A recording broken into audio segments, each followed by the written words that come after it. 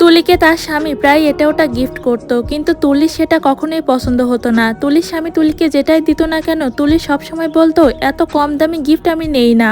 একদিন তুলির জন্মদিনে তুলির স্বামী তুলিকে একটা সারপ্রাইজ গিফট দেয়, কিন্তু সেটাও তুলির পছন্দ হয় না। গিফট দেখে তুলির অনেক রাগ হয়, কারণ এত কম দামি গিফট তার কখনোই পছন্দ না। তুলি তার স্বামীকে সামনের পরে বলে দেয় যে এটা তার পছন্দ হয়নি। এটা শুনে তুলির স্বামীর অনেক মন খারাপ হয়ে যায়। এর কয়েকদিন পরে তুলিকে তার ফ্রেন্ড ফোন করে বলে, আজকে তো তোর স্বামীর বার্থডে, তাকে কি উপহার দিবি? কিন্তু তুলি তার স্বামীর বার্থডেই ভুলে গিয়েছে। এটা দেখে তুলির ফ্রেন্ড বলে, তোর স্বামী তোর বার্থডেতে কত সারপ্রাইজ দেয়, আর তুই তার বার্থডেই ভুলে গিয়েছিস, এটা কিভাবে পারলি? তুই সবসময় তার সাথে এত খারাপ ব্যবহার কেন করিস? এবার তুলি বুঝতে পারে যে সত্যিই তার ভুল হয়ে গিয়েছে, সে তার স্বামীর সাথে সবসময় খারাপ ব্যবহার করে। তাই আজকে তার স্বামী অফিস থেকে আসলে তুলি তার খারাপ ব্যবহারের জন্য ক্ষমা চায়, এবং সে তার বার্থডে ভুলে গিয়েছে এটার জন্য অনুতপ্ত হয়। আর তুলি যে তার ভুল বুঝতে পেরেছে এটা দেখেই তার স্বামী খুশি হয়।